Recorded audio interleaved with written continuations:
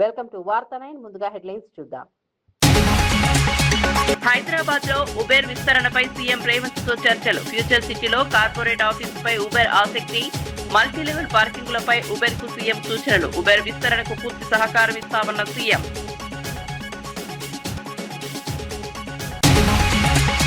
ఏపీని knowledge hub గా మారుస్తామన్న Chandrababu. AI deep టెక్నాలజీలో యువత ముందుండాలన్న చంద్రబాబు. హైదరాబాద్ లో ఏపీని టెక్నాలజీ హబ్ చేస్తామన్న సీఎం. నాలెడ్జ్ ఎకానమీకి బలమైన పునాది వేస్తామన్న బాబు.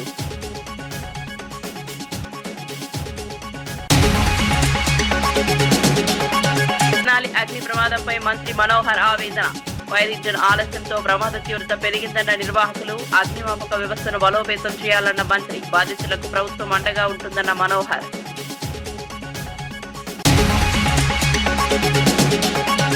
ఇచ్చిన మాట నిలబెట్టుకున్న పవన్ కళ్యాణ్. పెదపాడులో కొత్త పాఠశాల భవనం అందుబాటులోకి. అడవి తల్లి బాట హామీని అమలు చేసిన పవన్. విద్యార్థులకు మెరుగైన వసతులే లక్ష్యమన్న పవన్.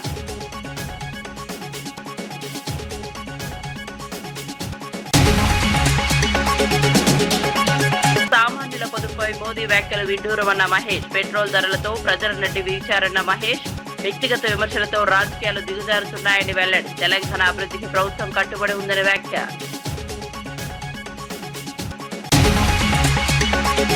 ఇక వార్త వివరాల్లోకి వెళ్తే, ముఖ్యమంత్రి రేవంత్ రెడ్డితో ఉబేర్ సంస్థ సీఈఓ దారా కోగ్రోషాహి జూబ్లీహిల్స్ నివాసంలో భేటీ అయ్యారు. సమావేశంలో Uber chief business officer Madhu Kannan, Uber India president Prabhjit Singh, chief technology officer Praveen నిప్పల్లినాగా పాల్గొన్నారు. హైదరాబాద్ లో ఉబేర్ సెంటర్ ఆఫ్ ఎక్సలెన్స్ ను మరింత విస్తరించినట్లు సీఈఓ తెలిపారు. అమెరికా వెలుపల ఏర్పాటు చేసిన తొలి సెంటర్ ఇదేనని, ప్రస్తుతం 600 మంది ఇంజనీర్లు పనిచేస్తున్నారని వివరించారు. ఫ్యూచర్ సిటీలో కార్పొరేట్ ఆఫీస్ నిర్మాణంపై కూడా ఆసక్తి చూపించారు. దేశంలోని ప్రధాన నగరాల్లో పార్కింగ్ సమస్యలను సీఎం ప్రస్తావిస్తూ మల్టీలెవెల్ పార్కింగ్ సెంటర్ల ఏర్పాటు పరిశీలించాలని సూచించారు. ఈ అంశంపై సమగ్ర అధ్యయనం చేస్తామని ఉబేర్ ప్రతినిధులు తెలిపారు. వ్యాపార విస్తరణకు రాష్ట్ర ప్రభుత్వం పూర్తి సహకారం అందిస్తుందని సీఎం హామీ ఇచ్చారు.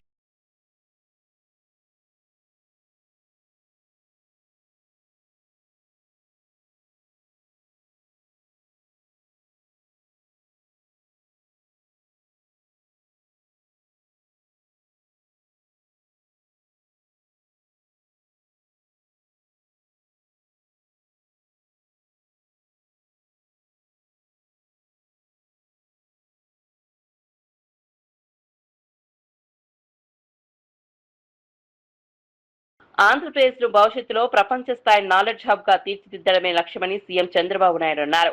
సమాజంలో మార్పు రావాలంటే విద్య, సాంకేతికత కీలకమని పేర్కొన్నారు. ఐటీ రంగంలో తెలుగువారు ఇప్పటికే ప్రపంచవ్యాప్తంగా అగ్రస్థానంలో ఉన్నారని, రాబోయే రోజుల్లో ఆర్టిఫిషియల్ ఇంటెలిజెన్స్, డీప్ టెక్నాలజీతో కూడా గ్లోబల్ లీడర్లుగా ఎదగాలని ఆకాంక్షించారు. యువత కోసం రాష్ట్రంలో నాలెడ్జ్ ఎకానమీకి బలమైన పునాది వేస్తామని తెలిపారు. కేవలం చదువు మాత్రమే కాదు, క్రమశిక్షణ, సామాజిక బాధ్యత కూడా ముఖ్యమని సూచించారు. నాడు హైదరాబాద్ ను ఐటీ హబ్ గా అభివృద్ధి చేసినట్లే ఇప్పుడు ఏపీని కూడా అదే స్థాయికి తీసుకెళ్తామని చెప్పారు. సాంకేతిక పునర్నిర్మాణంలో యువత, ప్రజలంతా భాగస్వాములు కావాలని సీఎం పిలుపునిచ్చారు. అవార్డు కూడా ఇచ్చే పరిస్థితికి వచ్చారు. నేను మామూలుగా ఏ అవార్డు ఒప్పుకునేవాడు కాదు, ఇది ఒప్పుకున్నా. దానికి కారణం ఏంటంటే, ఈ పేరు చెప్తే 10 మంది వచ్చి పెట్టుబడులు పెడతారు. ఇప్పుడు వచ్చిన పెట్టుబడి కంటే అదనంగా పెట్టుబడి వస్తుందని దీన్ని కూడా యాక్సెప్ట్ చేసే పరిస్థితికి వచ్చారు. అందుకే మీరు చూస్తే 23 నెలల్లో 23 లక్షల కోట్ల రూపాయలు పెట్టుబడులు వచ్చాయి. ఈ పెట్టుబడులన్నీ అయిపోతే 23 లక్షల మందికి ఉద్యోగాలు వస్తాయి. ఇప్పుడు భాస్కర్రావు గారు చెప్పినట్టు 1,00,000 మంది ఉద్యోగాలు కానీ ఒక్క మెడికల్ ఫీల్డ్ లో ఆయన తయారు చేయగలిగితే, లేకపోతే 1,00,000 మంది యువతకు అవకాశాలు కల్పించగలిగితే, that is a additional bonus. నా ఉద్దేశం ప్రతి ఒక్కరికి ఎంప్లాయ్మెంట్ ఉండాలి. అదే మరి ఆర్థిక అసమానతలు తగ్గాలి. ఆర్థిక అసమానతలు తగ్గించడానికి P4 అనేది ఒక ఆయుధం. నేను ఏది కూడా ఒకసారి సంకల్పం చేసి దాన్ని జయప్రదం చేసే వరకు ముందుకు తీసుకెళ్తాం. ఈ ఆర్థిక అసమానతలు తగ్గించి అందరికీ మెరుగైన జీవన ప్రమాణాలు ఇవ్వగలిగితే అదే నిజమైన ప్రజాస్వామ్యం. అట్లా కాకుండా కొంతమంది కోటీశ్వరులు చాలామంది నిరుపేదలుంటే అది సమాజానికి కూడా మంచిది కాదు.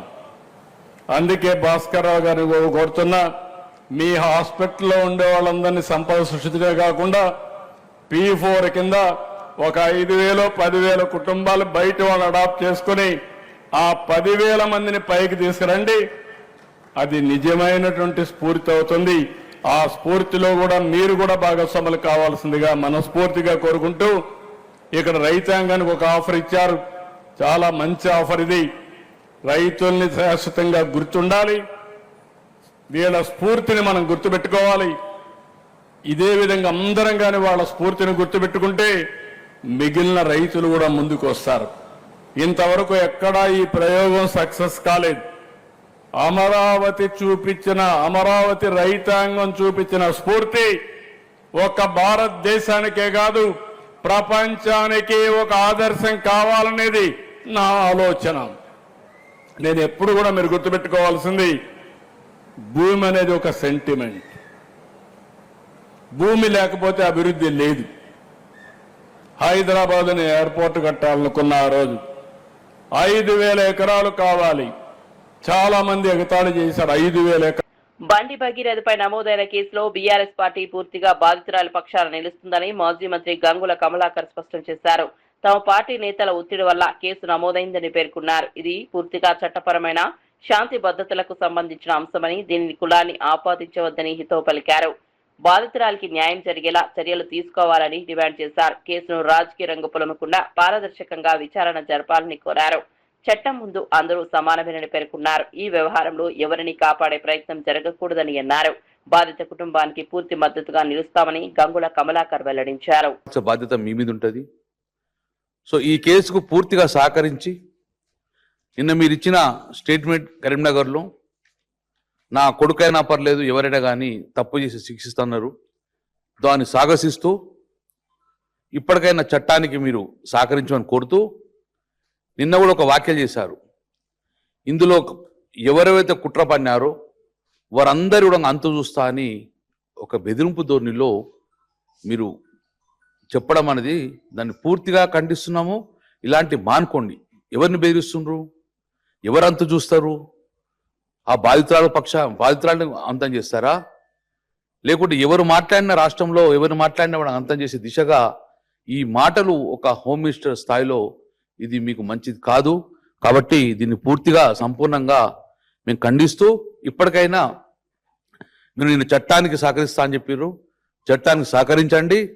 ఎవరు దోషినాడు వారికి శిక్ష పడే చేస్తాను. కాబట్టి డెఫినెట్గా పోలీసుకు చట్టానికి సంపూర్ణంగా మీరు సహకరించాలని చెప్పేసి మా ఎంపీగా మా రాష్ట్రం యొక్క కేంద్ర మంత్రిగా మీ అందరు కూడా చెప్పడం జరుగుతుంది.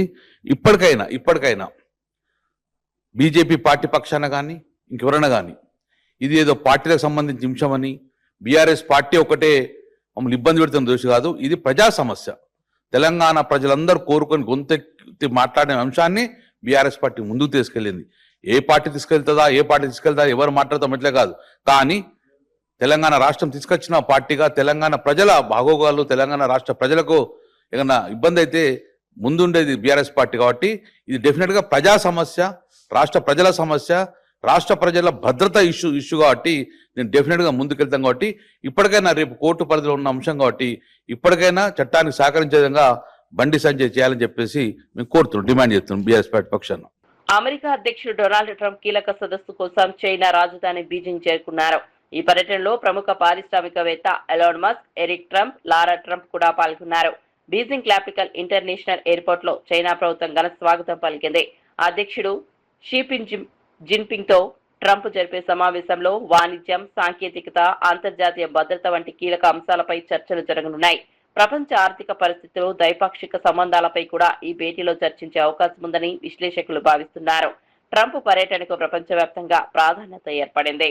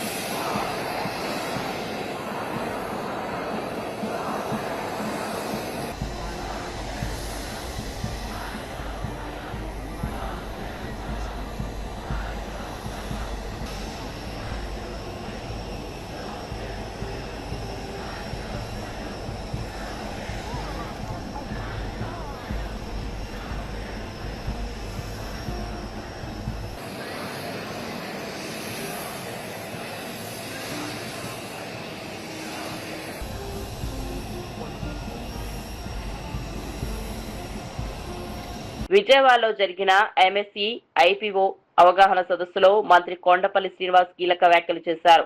రాష్ట్రంలో 20 లక్షల ఉద్యోగాల కల్పన లక్ష్యంగా ప్రభుత్వం పనిచేస్తోందని తెలిపారు. ఎంఎస్ఎంఈ రంగాన్ని బలోపేతం చేసేందుకు ప్రత్యేక చర్యలు తీసుకుంటున్నామని పేర్కొన్నారు.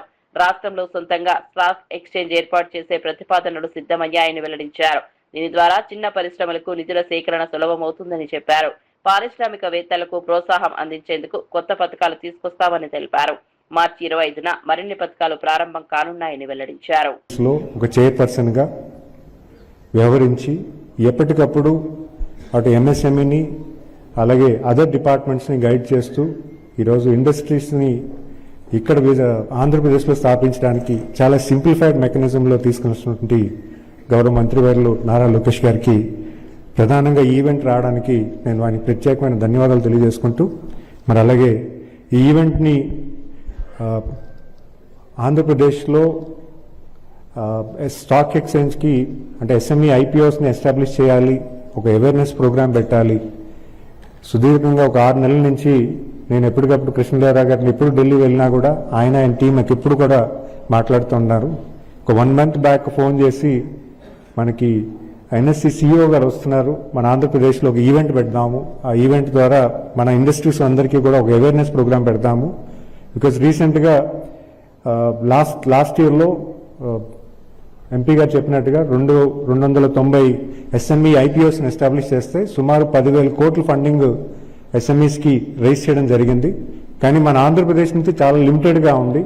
But whereas investment in stock exchange చాలా మంది ఇన్వెస్ట్ చేస్తున్నారు, కానీ మన ఆంధ్రప్రదేశ్ ఆంటర్ప్రినర్స్ ఎస్ఎంఈ యూనిట్స్ ఎవరైతే ఉన్నారో దాని అడ్వాంటేజ్ తీసుకోవట్లేదు.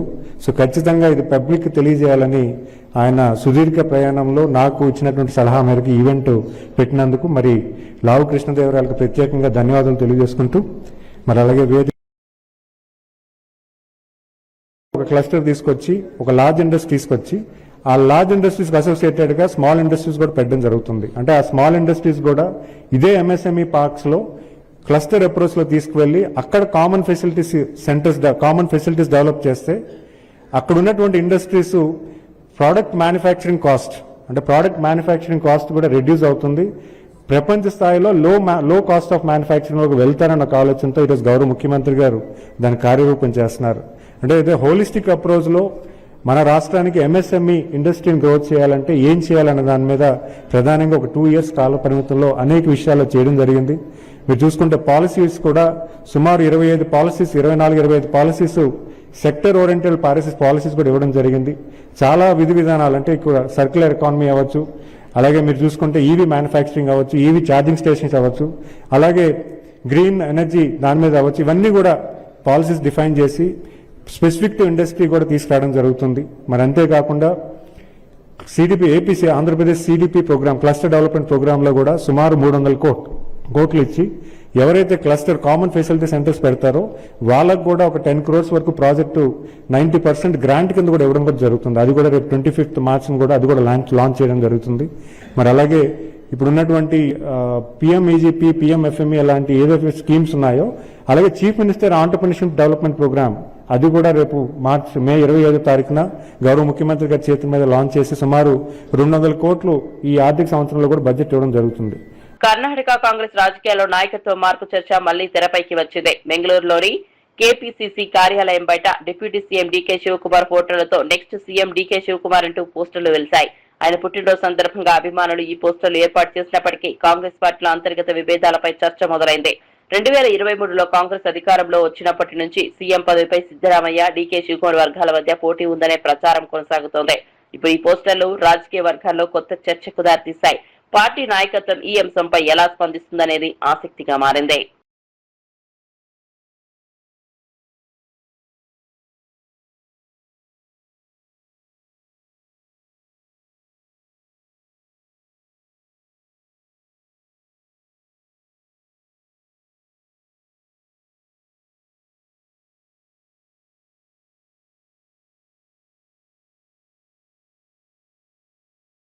నల్గొండ జిల్లా మిర్యాలగూడలో ధాన్యం కొనుగోలు ప్రక్రియపై కలెక్టర్ చంద్రశేఖర్, ఎస్పీ శరత్ చంద్ర ఆకస్మిక తనిఖీలు నిర్వహించారు. ప్రభుత్వ ధాన్యం లారీల అన్లోడింగ్ తీవ్ర జాప్యం జరుగుతుండటంపై అధికారులు ఆగ్రహం వ్యక్తం చేశారు. ప్రైవేట్ ధాన్యానికి ప్రాధాన్యమిస్తూ ప్రభుత్వ ధాన్యాన్ని గంటల తరబడి నిలిపివేస్తున్నారని గుర్తించారు. మిల్లర్ల నిర్లక్ష్యంపై కలెక్టర్ తీవ్ర హెచ్చరికలు జారీ చేశారు. కొనుగోలు నిబంధనలు ఉల్లంఘించిన వారిపై కఠిన చర్యలు తీసుకుంటామని స్పష్టం చేశారు. ప్రభుత్వ ధాన్యం వెంటనే అన్లోడ్ చేసేలా చర్యలు తీసుకోవాలని అధికారులకు ఆదేశించారు. రైతులు ఇబ్బందులు పడకుండా కొనుగోలు ప్రక్రియను వేగవంతం చేయాలని సూచించారు. ఇక్కడ మొత్తం అంతా అన్లోడింగ్ అనేది వితిన్ 12 అవర్స్ నుంచి మించకుండా అన్లోడింగ్ చేసి తిరిగి సెంటర్కి వెళ్లే విధంగా ఒక ప్లాన్ ఆఫ్ యాక్షన్ అనేది రూపొందించడం జరుగుతుంది. రైతులందరూ కూడా ఎవరు కూడా మనకు కొనుగోలు జరగట్లేదని చెప్పేసి బాధపడాల్సిన అవసరం లేదు. కొనుగోలు వేగవంతం చేయడానికి ప్రభుత్వం కూడా అన్ని రకాలైన ఆదేశాలు జారీ. తెనాలిలో సూర్య వర్క్ షాప్ లో జరిగిన అగ్ని ప్రమాదం బాధాకరమని మంత్రి నాదెండ్ల మనోహర్ అన్నారు. ఘటనా స్థలాన్ని సందర్శించిన ఆయన ప్రమాదానికి గల కారణాలపై ఆరా తీశారు. ఫైర్ ఇంజిన్ సమయానికి రాకపోవడం వల్లే ప్రమాద తీవ్రత పెరిగిందని నిర్వాహకులు కాటూరి వెంకటేశ్వరరావు, రవిచంద్ర వివరించారు. అత్యవసర సేవల స్పందనపై ఇప్పుడు ప్రశ్నలు తలెత్తుతున్నాయి. భవిష్యత్తులో ఇలాంటి ఘటనలు జరగకుండా చర్యలు తీసుకోవాలని మంత్రి అధికారులను ఆదేశించారు.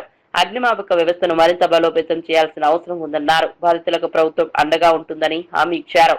ప్రమాదంపై పూర్తి నివేదిక సమర్పించాలని అధికారులను మంత్రి ఆదేశించారు. అది ఖచ్చితంగా మనకి తెనాలి పట్టణంలోనే పర్మనెంట్ గా ప్లేస్ అయ్యేటట్టు అటు ఇటు తిరగకుండా మనకి అందుబాటులో ఉండే విధంగా తప్పకుండా ఇమీడియట్ గా చర్యలు తీసుకుని మంత్రి గారితో కూడా నేను మాట్లాడి అటువంటి ఇబ్బంది కలగకుండా మన వరకు కూడా ఈ ప్రాంతంలో సురక్షితంగా తీసుకోవాల్సిన చర్యలు ప్రభుత్వం నుంచి మేము తీసుకుంటాం.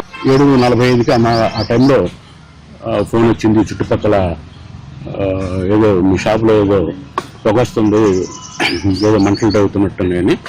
వెంటనే మేము మా అబ్బాయి ఇంకా మా వర్కర్స్ కూడా అందరూ ఇక్కడ రావడం జరిగితే అప్పటికే ఫైర్ ఎక్కువైంది. అయితే ఎమ్మటే ఫైర్ ఇంజిన్కి ఫోన్ చేయడం జరిగింది.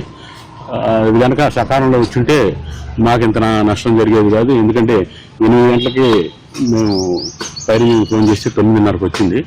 మరి 1.5 అవర్ జరిగింది కాబట్టి దాదాపు జరగాల్సిన నష్టం అంతా జరిగిపోయింది. ఇప్పుడు ఫైర్ ఇంజిన్లోనే మాకు ఎక్కువగా కనిపించింది. దాదాపు 30 లక్షల రూపాయల పైన తెలుగు నష్టం వాటిని అనుకుంటున్నాం. అల్లూరు జిల్లా పెదపాడులో పాఠశాల భవనం నిర్మిస్తామని ఇచ్చిన హామీని ఉప ముఖ్యమంత్రి పవన్ కళ్యాణ్ నిలబెట్టుకున్నారు. 15,50,000 వ్యయంతో నిర్మించిన కొత్త పాఠశాల భవనం అందుబాటులోకి వచ్చినట్లు వెల్లడించారు. గతేడాది అడవి తల్లి బాట కార్యక్రమంలో పాల్గొన్న పవన్ గ్రామంలోని శిథిలావస్థలో ఉన్న పాఠశాలను పరిశీలించారు. అప్పట్లో ఉపాధ్యాయుడు రంగయ్య కొత్త భవనం అవసరాన్ని వివరించగా సభా వేదికపైనే నిర్మిస్తామని హామీ ఇచ్చారు. ఇప్పుడు ఈ హామీ అమలవడంతో గ్రామస్తులు ఆనందం వ్యక్తం చేస్తున్నారు. విద్యార్థులకు మెరుగైన వస్తువులు కల్పించడమే లక్ష్యమని పవన్ తెలిపారు. గ్రామ అభివృద్ధి కోసం ప్రభుత్వం కట్టుబడి ఉందన్నారు. పవన్ కళ్యాణ్ కు గ్రామస్తులు కృతజ్ఞతలు తెలిపారు. చెందిన శ్రీమతి మ్యాగీ గారు కొన్ని గ్రామ సమస్యల దృష్టికి తీసుకొచ్చారు. అలాగే ప్రైమరీ స్కూల్లో పెదపాడు టీచర్ రంగయ్య గారు ప్రత్యేకించి పిల్లలకి ఎలా పాఠాలు చెప్తారో చాలా అద్భుతంగా చేశారు. అలాగే వర్షాలు పడుతున్న సమయంలో మాకు స్కూల్కి నీళ్లు గారిపోతున్నారని వెంటనే అతి సమీపంలోనే అంటే వెంటనే 12 పనులు అడిగారు. 12 పనులని మంజూరు చేశాం. రొయ్యల ఫీడ్ ధరలను ఏకపక్షంగా పెంచడంపై మంత్రి అచ్చెన్నాయుడు ఆగ్రహం వ్యక్తం చేయడంతో ఫీడ్ తయారీ సంస్థలు వెనక్కు తగ్గాయి. పెంచిన ధరల అమలును తక్షణమే నిలిపివేస్తున్నట్లు అసోసియేషన్ ప్రకటించింది. రైతుల ప్రయోజనాలే ప్రభుత్వ మొదటి ప్రాధాన్యమని మంత్రి స్పష్టం చేశారు.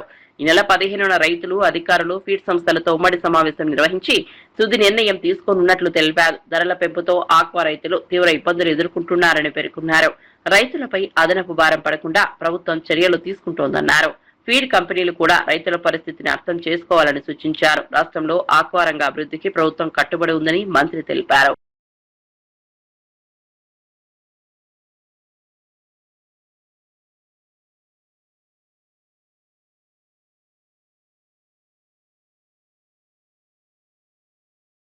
కేంద్రంలోని మోదీ ప్రభుత్వం సామాన్యుల పొదుపుపై మాట్లాడడం విడ్డూరంగా ఉందని టీపీసీసీ చీఫ్ మహేష్ కుమార్ గౌడ్ విమర్శించారు. అంతర్జాతీయ మార్కెట్లో క్రూడ్ ఆయిల్ ధరలు తగ్గినా దేశంలో పెట్రోల్ ధరలు నిలిపించి ప్రజల నడ్డి విరిచాయని మండిపడ్డారు. సామాన్యులపై ఆర్థిక భారం పెరుగుతుండగా కేంద్రం ప్రజలకు ఉపశమనం కల్పించడంలో విఫలమైందన్నారు. ముఖ్యమంత్రి రేవంత్ రెడ్డిపై బీఆర్ఎస్ నేత కేటీఆర్ వాడుతున్న భాష అభ్యంతరకరమని పేర్కొన్నారు.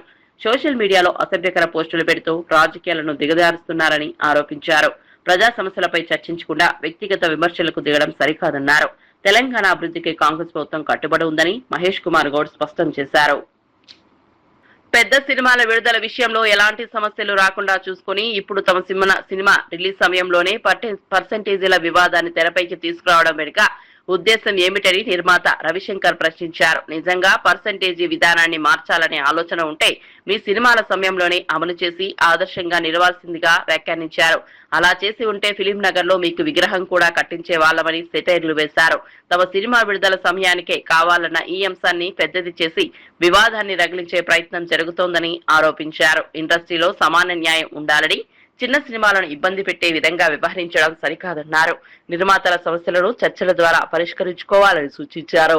ఎన్నాళ్ళు ఇందాక చెప్పిన లిస్టు ఒక 5-6 సినిమాలు 7 సినిమాల మీద ఈ అన్ని పాస్ అయిపోయి కరెక్ట్గా ఎటోళ్ళు కరెక్ట్ మా సినిమా వచ్చే టైంకి ఇది పాపప్ చేసి దీన్ని ఫ్లేరప్ చేసి ఏదో చేద్దాం అనేది ఏంటి సార్? మీ పెద్ద మనసును చక్కగా మీ పెద్ద సినిమా ఉన్న రోజున ఇదిగో పర్సంటేజ్ ఇదిగోండి అని హ్యాపీగా వేయొచ్చు కదా సార్. మీరు ఒక ఎగ్జాంపుల్ ఉంటారు, మీకు కూడా విగ్రహం కడతాం ఇక్కడ మంచి ఫిలిం నగర్లోనే ఎక్కడో. ఎన్నాళ్ళు ఇందాక చెప్పిన లిస్టు ఒక 5-6 సినిమాలు 7 సినిమాల మీద ఈ అన్ని పాస్ అయిపోయి కరెక్ట్గా ఎటోళ్ళు కరెక్ట్ మా సినిమా వచ్చే టైంకి ఇది పాపప్ చేసి దీన్ని ఫ్లేరప్ చేసి ఏదో చేద్దాం అనేది ఏంటి సార్? మీ పెద్ద మనసును చక్కగా మీ పెద్ద సినిమా ఉన్న రోజున ఇదిగో పర్సంటేజ్ ఇదిగోండి అని హ్యాపీగా వేయొచ్చు కదా సార్. మీరు ఒక ఎగ్జాంపుల్ ఉంటారు, మీకు కూడా విగ్రహం కడతాం ఇక్కడ మంచి ఫిలిం నగర్లోనే ఎక్కడో. అప్డేట్స్ కోసం చూస్తూనే ఉండండి